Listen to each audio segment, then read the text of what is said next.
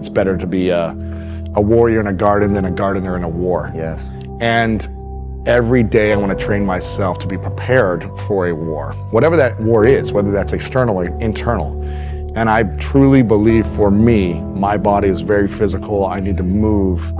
And it gives me so much confidence. It gives me joy. It gives me happiness to be able to train, whether it be in boxing or lifting or any type of physical activity where I feel like I am strong and I can take care of myself if I need to. I hope I never have to use that strength to defend myself. I hope I never do.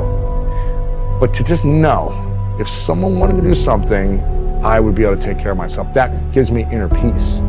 That eliminates anxiety. That makes me be able to walk in a room and see the room and scan the room and say, I got this. I don't need to feel afraid for myself. And the discipline of doing something painful every day, I think is one of the most important disciplines that any human being can have. Whatever that pain looks like for you, I believe we must lean into pain every day. Otherwise, pain is going to lean into us. But if we're leaning into it first, when stuff happens, it's like, yeah, I got this, because I do this every day. I'm not saying we should be in pain 80% of our day, but maybe an hour, 30 minutes. You should do something that makes you want to puke, or makes you want to stop, or makes you want to relax. Because then when stuff really happens, you'll be relaxed. And that's key for me. Like, lean into the pain and recover at the same time. So I'm learning lessons every time I'm doing this. Whether I'm lifting with my lifting coach or boxing with him, I just feel so at peace afterwards. I'm like, man, I know I can do this. And every day I push myself a little bit harder. It's like, you just feel like you can conquer anything.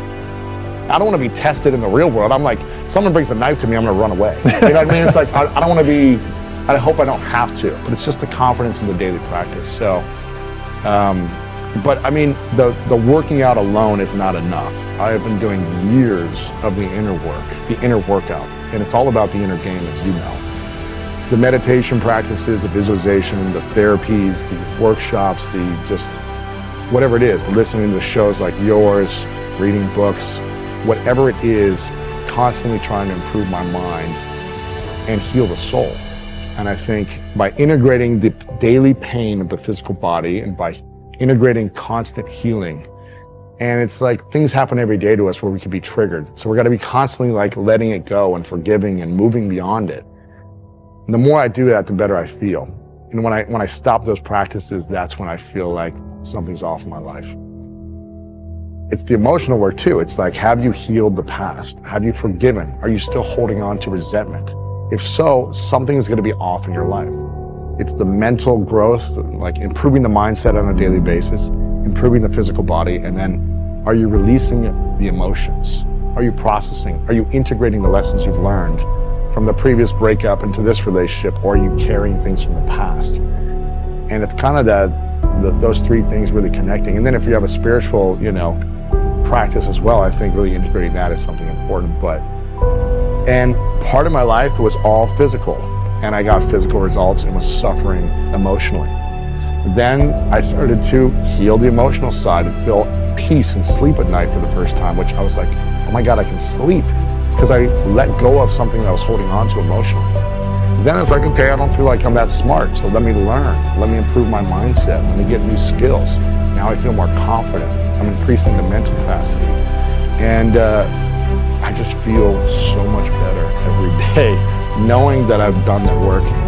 And it's not enough to do the work in the past, it's a continual process in the present that makes me feel at peace every day. Every experience and every breakdown and mistake I've made is teaching me something to improve myself, to prepare myself for something greater.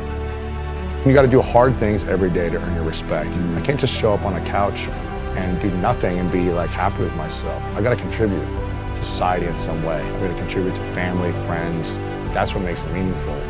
And you're never inspired by the person who said, oh, he sat on his couch all day and did nothing, but he lived a comfortable life, so we should respect that. For me, okay, it's respectable, you're alive, you existed, but what did you contribute? How did you multiply your talents to serve something greater than you, or someone greater than you, or something?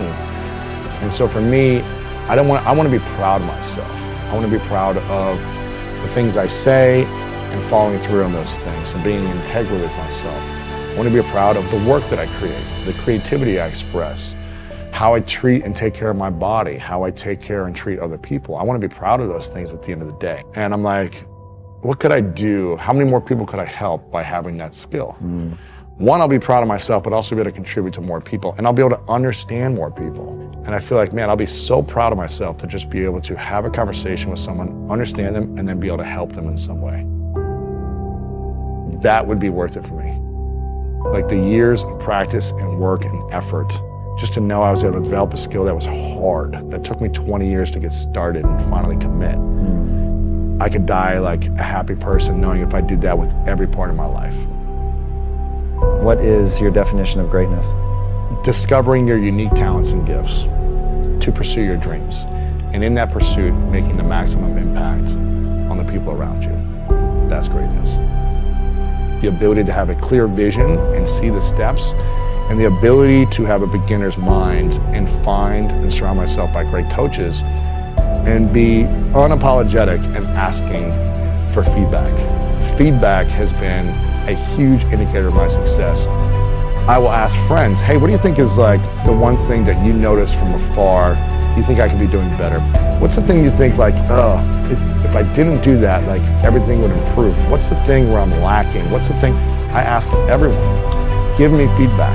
I wasn't good at feedback until 8 years ago, because I was living with a wound of abuse, of triggers, of anger, of frustration.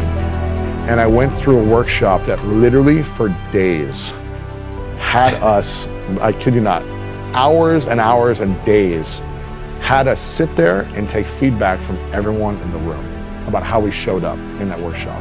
It was just like as exercises. Whether it was true or not, you just had to sit there and look strangers in the eye while they tell you, you look this, you're this, and just be like, huh, and notice how it makes you feel. And literally this exercise over and over for days got me to realize that just because someone's giving you feedback doesn't mean it's true about you. So don't take it personally, and see where is the truth in there and how can you apply it. I was unable to take feedback until 8 years ago. Unable. I couldn't do it. I was like, don't tell me what to do. Don't try to change me. Screw you. I'm better than you at this. You don't know what you're talking about. It was like a very active, let me fight. You're trying to tell me where I'm wrong? Well, here's where you're wrong. Here's where you suck. You need to improve this. It was very aggressive. And now I think everything's a practice. It's like, okay, at first I didn't like it. And now, oh, I got this one little piece of feedback and I started applying it, and look how it improved my life.